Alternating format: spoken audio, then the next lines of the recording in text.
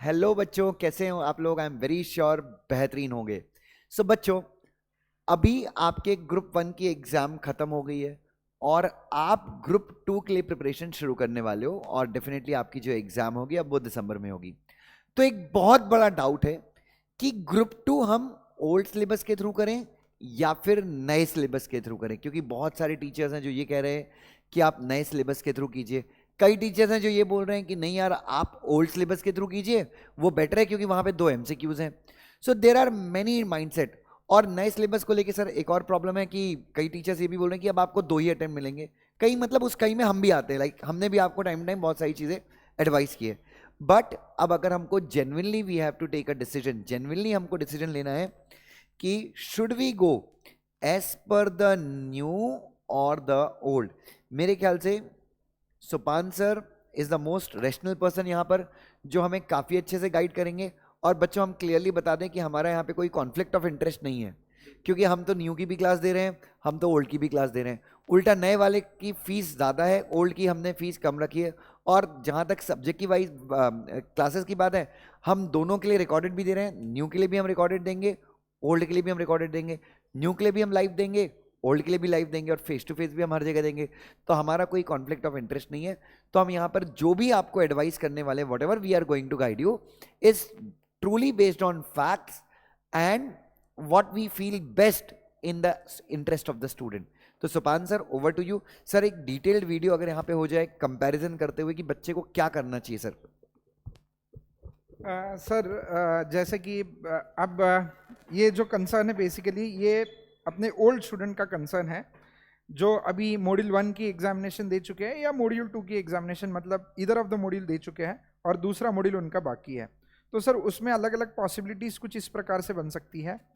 अगर आपने only 1 module दिया है, दोनों में से कोई एक मॉड्यूल, इधर मॉड्यूल 1 या मॉड्यूल 2, और एक मॉड्यूल देने के बाद आपकी जो एग्ज़ाम है वो एग्ज़ाम आपको बहुत अच्छी गई है, ठीक है, या फिर दूसरा पॉसिबिलिटी है पेपर देने के बाद ही आपको पता चल जाता है कि whether you are going to pass और फेल, ठीक है। रिजल्ट तक भले ही बच्चे वेट करते हैं, लेकिन जैसे ही पेपर खत्म हो जाता है, लास्ट पेपर के बाद एक अंदाज़ा, एक जजमेंट जरूर आ जाता है, जिसमें अपने को ये पता चल जाता है कि अपने रिजल्ट में नंबर क्या आने वाला है। तो अगर आपको लगता है कि आपकी एग्जामिनेशन सही नहीं रही, आप फ्लंक कर जाओगे, ऐसी अगर आपको पॉसिबिलिटी लगती है, तो ये दूसरा ऑप्शन बनेगा। तो दोनों ऑप्शन के बारे में चर्चा करेंगे। अगर पेपर देने के बाद आपको लग रहा है कि आपका एक मॉड्यूल बहुत बेहतरीन गया, ठीक है, सपोज मान के चलते हैं आपने मॉड्यूल 1 दिया है फॉर एग्जांपल, ठीक है, आपने मॉड्यूल 1 दिया, उसकी एग्जामिनेशन बेहतरीन गई है, पास होने की पॉसिबिलिटी है, तो ऐसे स्थिति में आपके लिए बेहतर रहेगा कि आप ओल्ड में ही कंटिन्यू करें।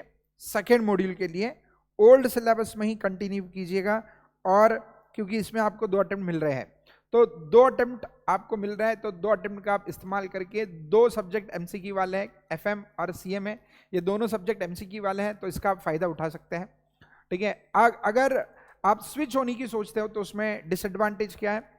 डिसएडवांटेज ये है कि आपको जो एग्जामिनेशन मिलने वाला है न्यू सिलेबस में, वो सब्जेक्ट वाइज एग्जामिनेशन मिलने वाला है। मतलब अगर आपने ओल्ड सिलेबस में मॉड्यूल 1 क्लियर किया, तो न्यू सिलेबस का आपका मॉड्यूल 1 एग्जाम नहीं होता, आपके मॉड्यूल 1 के सब्जेक्ट्स एग्जाम होंगे। जैसे मॉड्यूल 2 में कंपनी लॉ आपका न्यू सिलेबस में कंपनी लॉ एग्जाम हो जाएगा जो मॉड्यूल 1 में है, टैक्स एग्जाम हो जाएगा जो मॉड्यूल 2 में है, ठीक है, एसबीसी और जेआईजीएल एग्जाम हो जाएंगे जो मॉड्यूल 1 में है। तो ऐसा सब्जेक्ट वाइज आपको एग्जामिनेशन मिलेगा। तो न्यू सिलेबस के मॉड्यूल 1 में आपका कंपनी लॉ का एग्जामिनेशन मिल जाएगा, आपको एसबीसी का एग्जामिनेशन मिल जाएगा और जेआईजीएल का एग्जामिनेशन मिलेगा। और तो न्यू सिलेबस के मॉड्यूल 1 में आपको सीएमए एफएम एक ही सब्जेक्ट देना पड़ेगा। अब उसमें एग्रीगेट में दिक्कत आ सकती है क्योंकि डिस्क्रिप्टिव पेपर है। तो इसके लिए अगर आप ओल्ड सिलेबस में अभी मॉड्यूल 1 की एग्जामिनेशन दे चुके हो और मॉड्यूल 1 की एग्जामिनेशन देने के बाद आप कॉन्फिडेंट हो कि आप पास होने वाले हो, तो आप मॉड्यूल 2 न्यू सिलेबस में, ओल्ड सिलेबस में ही कंटिन्यू करना, न्यू सिलेबस के बारे में मत सोचना, ठीक है। ये एक पॉसिबिलिटी। दूसरी पॉसिबिलिटी, अगर आपने कोई भी एक मॉड्यूल दिया है और आपका वो मॉड्यूल अच्छा नहीं गया, एग्जामिनेशन में आपको लग रहा है कि आप क्लियर नहीं कर पाओगे, तो ऐसे स्थिति में दोस्तों आपने क्या करना चाहिए, आपने दोनों मॉड्यूल न्यू सिलेबस के लिए प्रिपेयर करना जरूरी है। इसका मतलब आप डायरेक्टली स्विच हो जाइए। अब इसके पीछे कारण क्या है वो भी बता देते हैं। आपके पास बच्चे 2 अटेम्प्ट है और 2 अटेम्प्ट में दोनों मॉड्यूल आपको क्लियर करना बहुत मुश्किल हो जाएगा। अगर आपने एक मॉड्यूल अभी दिया है, उसके पेपर भी खराब गए, वो क्लियर नहीं होगा, दूसरा मॉड्यूल प्रिपेयर करना है, फर्स्ट मॉड्यूल फ्लंक कर जाओगे, तो दोनों मॉड्यूल का दिसंबर में एग्जामिनेशन देते वक्त एक स्ट्रेस रहता है बैक ऑफ द माइंड।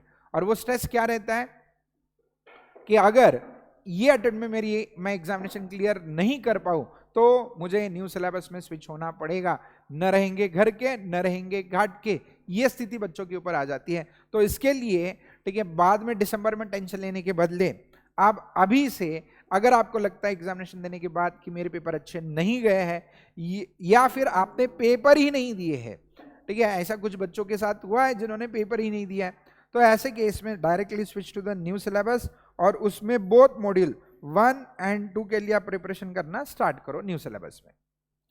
ठीक है, so I believe this is aptly clear कि जिन्होंने सिर्फ एक मॉड्यूल दिया है उन्होंने क्या करना है।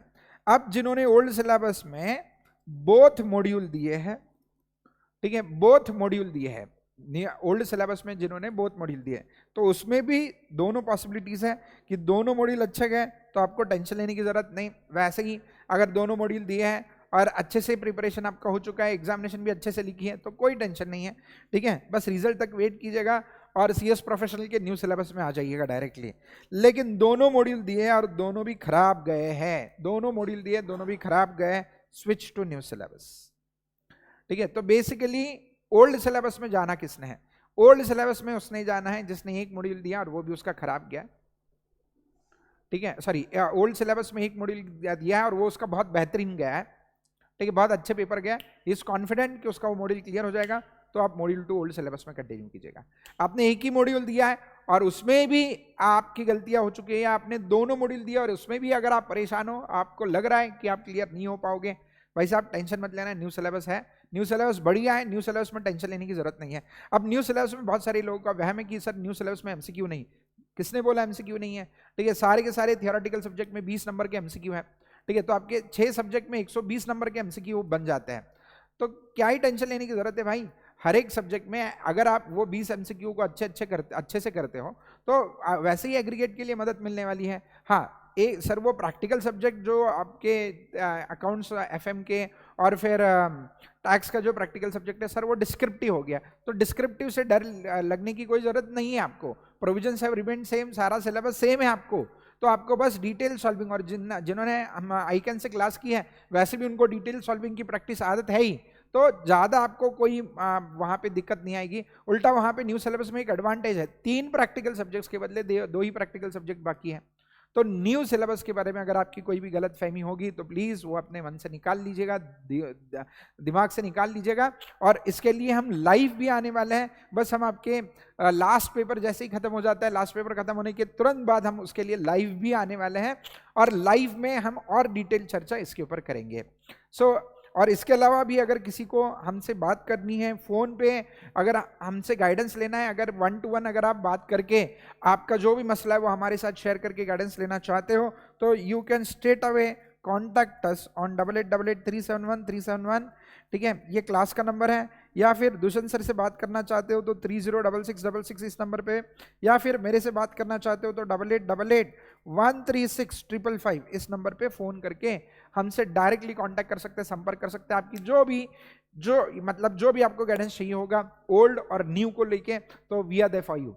Thank you very much, wish you good luck.